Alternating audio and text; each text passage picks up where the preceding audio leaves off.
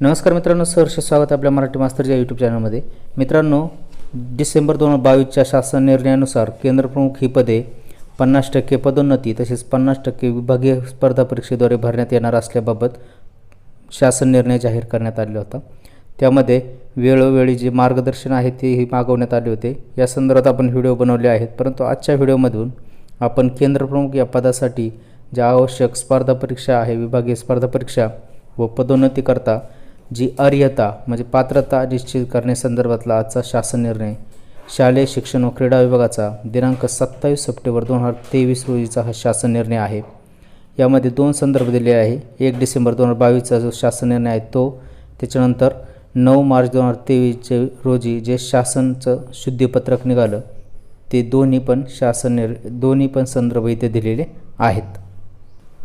प्रस्तावना: केंद्रप्रमुख पदाच्या अर्हतेबाबत माननीय न्यायालयात दाखल होत असलेल्या याचिका व प्राप्त निवेदने तसेच शासकीय कर्मचारी यांच्याकरिता असलेल्या अर्हता या सर्व बाबींचा विचार करता केंद्रप्रमुख पदाच्या अर्हतेमधील शासन शुद्धीपत्रक दिनांक 9 मार्च 2023 अनुसार शासन निर्णय दिनांक 1 डिसेंबर 2022 मधील सुधारणा करण्यात आलेली परिच्छेद क्रमांक 5.1 येथील मर्यादित विभागीय स्पर्धा परीक्षेकरिता पदवी परीक्षेमध्ये किमान 50% गुण असणे आवश्यक असल्याची अट रद्द करण्याबाबतची तसेच शासन निर्णय दिनांक 1 डिसेंबर 2022 मधील परिच्छेद क्रमांक 5.2 येथील मर्यादित विभागीय स्पर्धा परीक्षेकरता विहित करण्यात आलेली किमान 50% वयाची अट रद्द करण्याची बाब शासनाच्या विचाराधीन होती। या अनुषंगाने केंद्रप्रमुख पदावरील निवडीच्या अनुषंगाने आवश्यक अर्हतेबाबत पुढील प्रमाणे सुधारणा करण्याचा निर्णय शासनाने घेतलेला आहे। मित्रांनो, ही केंद्रप्रमुख पदाची जी भरती प्रक्रिया आहे ती बऱ्याचदा न्यायालयात गेलेली असल्यामुळे आत्तापर्यंत त्या परीक्षेबाबत कुठलेही निर्णय घेण्यात आलेला नाही किंवा परीक्षासुद्धा घेण्यात आलेली नाही। मग त्याच अनुषंगाने आजचं शासन निर्णयसुद्धा महत्त्वाचा आहे, शुद्धीपत्रक महत्त्वाचं आहे। शासन निर्णय काय आहे बघा। मर्यादित विभागीय स्पर्धा परीक्षेद्वारे व पदोन्नतीद्वारे केंद्रप्रमुख पदावरील निवडीच्या अनुषंगाने निर्गमित संदर्भ क्रमांक 2 मधील शासन शुद्धीपत्रक दिनांक 9 मार्च 2023 अन्वये अधिक्रमित करण्यात येत आहे। तसेच संदर्भ 1 येथील शासन निर्णय दिनांक 1 डिसेंबर 2022 मधील परिच्छेद क्रमांक 5.1, 5.2 व 6 येथील तरतुदी यान्वये वगळण्यात येत आहेत, परंतु उर्वरित तरतुदी यापुढे लागू राहतील। मर्यादित विभागीय स्पर्धा परीक्षा व पदोन्नतीद्वारे केंद्रप्रमुख पदावरील निवडीकरिता पुढील प्रमाणे शैक्षणिक व व्यावसायिक अर्हता निश्चित करण्यात येत आहे। 2.1 काय बदल केलेला आहे बघा। मर्यादित विभागीय स्पर्धा परीक्षेद्वारे जी निवड आहे त्यासाठी कोणत्याही मान्यताप्राप्त विद्यापीठाची BA, BCom, BSc ही पदवी उत्तीर्ण होणे आवश्यक आहे।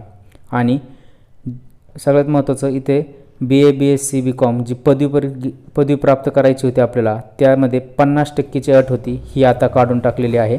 आता आपल्याकडे फक्त BA ही पदवी असेल किंवा BCom, BSc पदवी जरी असेल उत्तीर्ण तरी आपण परीक्षेसाठी पात्र आहात।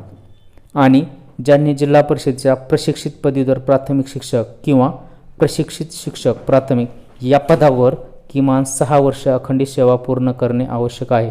2.2 ज्यांनी जिल्हा परिषदेच्या प्रशिक्षित पदवीधर प्राथमिक शिक्षक या पदावर किमान 6 वर्ष अखंडित सेवा पूर्ण केलेली आहे अशा उमेदवारांमधून सेवाज्येष्ठता व गुणवत्ता या आधारे पात्र उमेदवारांच्या पदोन्नतीने नेमणूक करण्यात येईल।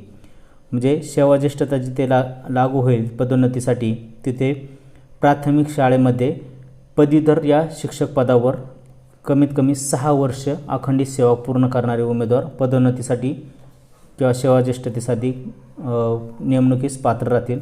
त्याचप्रमाणे स्पर्धा परीक्षेसाठी जे शिक्षक बांधव BA, BCom, BSc यापैकी एक पदवी 50%ची अट काढून टाकलेली आहे, ही नुसती पदवी उत्तीर्ण असणे आवश्यक आहे। त्याचप्रमाणे प्राथमिक शिक्षक किंवा प्राथमिक पदवीधर शिक्षक या पदावर 6 वर्ष सेवा असणे आवश्यक आहे।